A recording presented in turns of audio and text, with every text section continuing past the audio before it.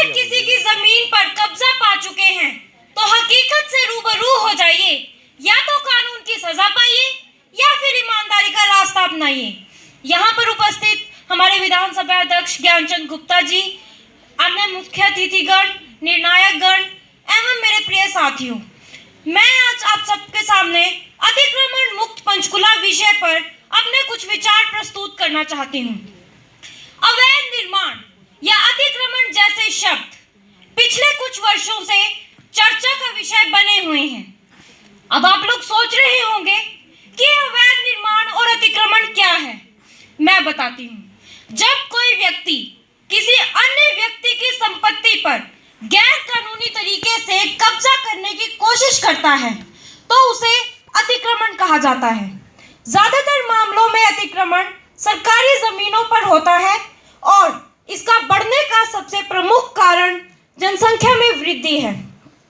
यहाँ तक कि हमारे पंचकुला में भी अतिक्रमण के मामले दिन पर दिन बढ़ते ही जा रहे हैं। इसलिए हमें अपने अधिकारों के बारे में जागरूक होना और अतिक्रमण से कैसे निपटना है इसके बारे में जानकारी होना बेहद जरूरी है। अक्सर लोग अतिक्रमण और घुसपैठ को एक जैसा मान लेते हैं, हालांकि ये दोनों अलग अलग शब्द हैं। जब कोई व्यक्ति किसी अन्य व्यक्ति की संपत्ति पर अवैध तरीके से कब्जा करने की कोशिश करता है तो उसे अतिक्रमण कहा जाता है। लेकिन जब कोई व्यक्ति संपत्ति के मालिक की सहमति के बिना उसमें प्रवेश करने की कोशिश करता है तो उसे घुसपैठ कहा जाता है। लेकिन दुख की बात तो ये है दोस्तों कि अतिक्रमण विंग की लापरवाही की वजह से हमारा पंचकुला भी इसकी चपेट में है। जैसे पंचकुला सेक्टर 8, 7 और सेक्टर 11 में बरामदों पर अवैध कब्जा है। बाजारों का सामान बरामदे में फैला पड़ा है, जिससे आने जाने वाले लोगों को भी परेशानी होती है। पंचकुला सेक्टर 19 का तो हाल ही बेहाल है। वहां के निवासियों ने शिकायत पत्र भी लिखा था, जिसमें उन्होंने स्पष्ट लिखा है कि रेलवे लाइन से रेहड़ी की लंबी लाइन शुरू होती है, जो कि सिर्फ यातायात को ही नहीं बाधित करती बल्कि गंदगी भी फैलाती है।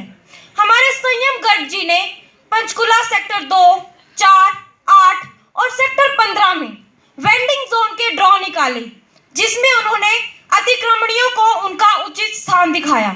लेकिन जिस जमीन पर इन्होंने कब्जा किया हुआ है, यह इस जमीन को छोड़ना ही नहीं चाहते और इस निर्णय का विरोध कर रही हैं।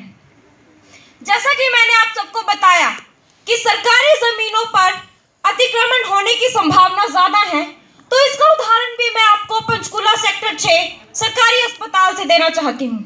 सरकारी अस्पताल के सामने पेयजल पदार्थ खुलेआम बिक रहे हैं।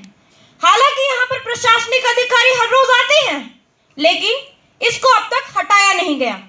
हमारी हरियाणा सरकार ने भी इसके लिए कई नियम लागू किए हैं, जैसे अतिक्रमण आईपीसी धारा 447 के तहत जुर्माने का प्रावधान है। अगर कोई ऐसा करता है तो उसे 550 रुपए जुर्माना और 3 महीने तक की कैद हो सकती है। लेकिन क्या ये नियम बनाने से अतिक्रमण खत्म हो गया है? नहीं, अतिक्रमण खत्म तो नहीं हुआ, लेकिन कहीं ना कहीं हम इससे बच जरूर सकते हैं अगर हम दिए गए उपायों पर अमल करें। जैसे अगर आप एनआरआई हैं या आपकी संपत्ति विदेश में है तो आप अपने किसी पारिवारिक मित्र को पावर ऑफ अटॉर्नी दे सकते हैं। दूसरा, अपनी संपत्ति के चारों ओर बोर्ड या बाड़ लगवाएं।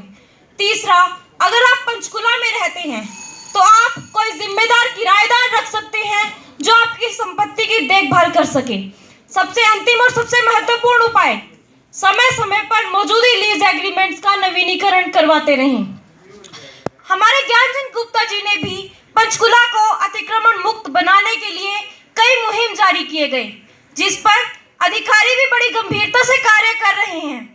इन्होंने पंचकुला के लिए 7 सरोकार दिए हैं, जिसमें अतिक्रमण मुक्त पंचकुला विषय भी शामिल है।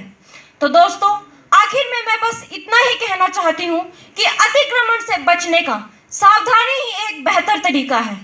तो मेरा आप सबसे भी अनुरोध है कि अगर आपकी जमीन पंचकुला में खाली पड़ी है तो उसके प्रति जागरूक रहें, सतर्क रहें, सावधान रहें। धन्यवाद।